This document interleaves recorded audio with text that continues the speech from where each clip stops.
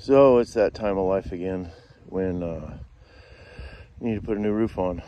So I took the shingles off of that little porch section first because it was really rotten, and put new plywood decking where it needed it, shored it all up, and then put some of that rubberized membrane over the top of it, tacked that down with a few roofing nails around the edges and staples down the middle to hold that.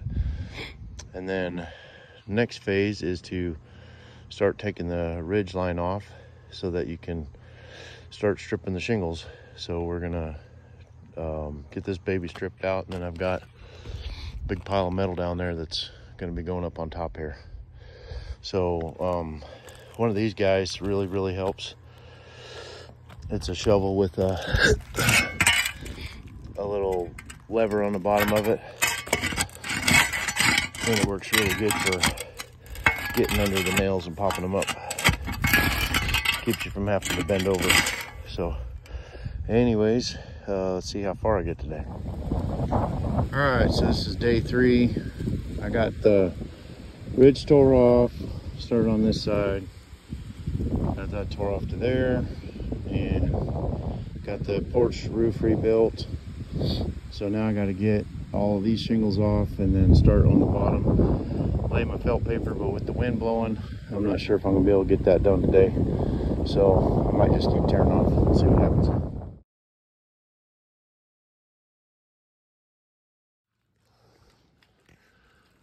So this is what happens when you don't get every single bit of your roof covered up.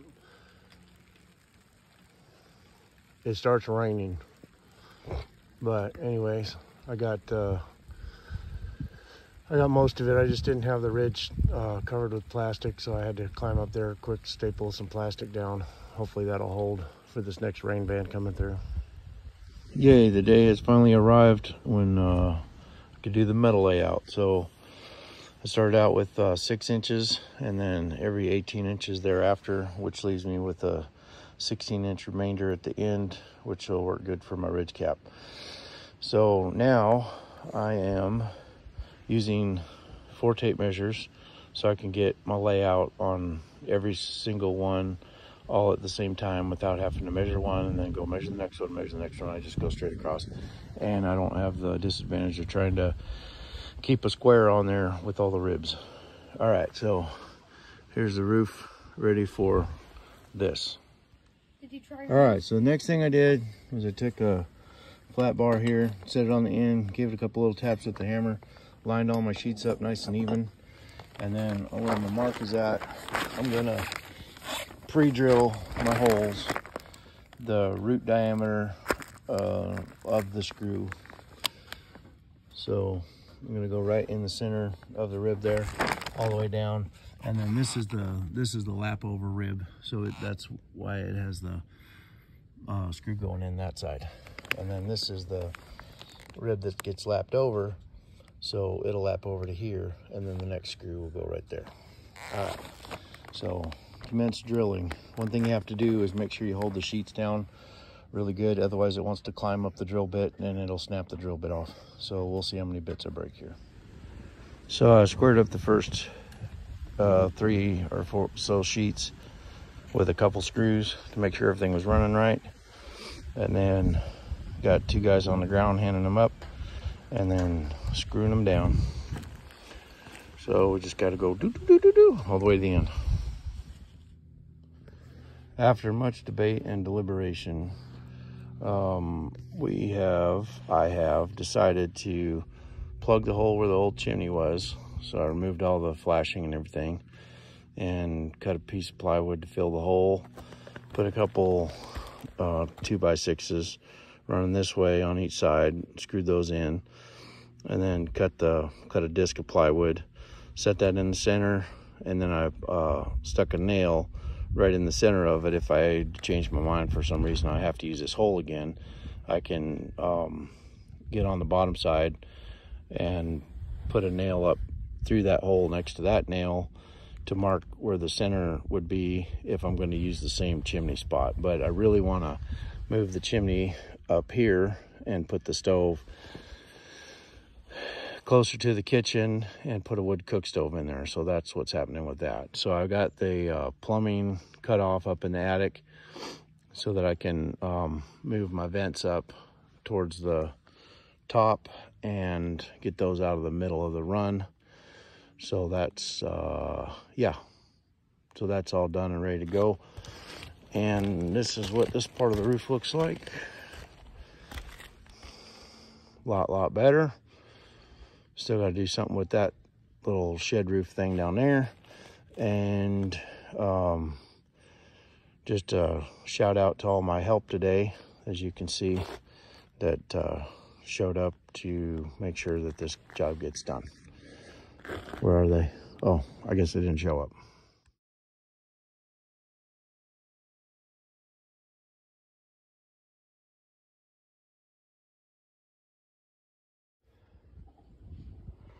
All right, so I tried to find some polybutyl tape, and there's none to be found in the area. So I went with this weather stripping stuff. And this roof is slick. So anyways, I'm gonna put this boot on, and I'm gonna put that weather stripping underneath that boot, and then fasten the screws through there to secure it. It's got kind of these little rubber nubs on there to kind of help secure the stuff into the boot itself. And I tried the orientation of putting the angle up, but it really laps over kind of funny. And rather than have the water pile up in this trough here where that angle would be, I elected to go flat because it has a better chance of running over the top of it. So anyway, that is my prognosis on that, and so I'm gonna get to work. All right, I'm gonna try something that might be really stupid, but I went ahead and cut the rim off of the old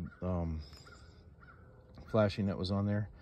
And since this rubber thing looks kind of frumpy and stupid, I'm gonna try to cut this metal collar to go underneath it to kind of prop it up and support it, and I'm gonna see how that works. So I cut this front part off so that the flashing will fit along there, and then I'm actually gonna split this down the center so that I can fold it around the chimney without having to take the rubber boot off. And then also it'll give me the ability to shrink this in a little bit. So attempt number 1 failed. The frumpy is gone, but the metal is not gonna fit underneath there. So I have to cut it down some more. Okay, I think I got it now. So I cut the back to allow it to open up, go over where it wants to, and then folded this in tight, put 2 screws in it to hold it, and we're gonna see if we successfully eliminated the frump. All right, so my attempts at removing frump were somewhat productive and somewhat futile. Unless you have some kind of a frump master assisting you, it is nearly impossible with only 2 hands to be able to defrump this completely by yourself. So I did as best as I could, and that's all we can expect out of oneself. But anyway, I got the boot on there, and I can add the chimney. The screws are supposed to be 1.5 inches apart, or something like that. I think I nailed that on most of them, but I could probably add a couple more in some of my wider spaces there. But in the meantime, at least I've got a seal where I can be happy with it for now. And I'm going to put a bead of some good sealant on that top edge right there, and probably down along each side as well, and leave the bottom open, because typically we leave bottoms open just in case there is moisture that gets in there. It has a place to get out, but since it's sealed, it probably doesn't. But anyways, this is what we got for getting the chimney back together. So final inspection before I put this thing back together. I've got these screws here that are really super toasted, rusted out. So we're gonna replace them with some brand new ones. Yay. And I went a little bit oversized. So silk tappers so I can find the same hole, run them right in there. So we'll get this thing all buttoned up and be ready to set it back in place again.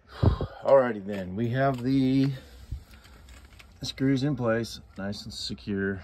Last thing to inspect is my spark shield. So I've got 2 pieces of screen in there, 1/2-inch squares that catch any burning embers that come flying up out of there before they go landing into a leaf pile someplace far, far away. So anyways, I had a problem last year with this getting plugged up with soot, and I could not see it from the ground. And so it looked like it was just a black screen in there, but all these holes had gotten really plugged up. And so I ended up with smoke coming into the house instead of going up the chimney. So anyway, I figured out what that problem was. So now I know to inspect that more often.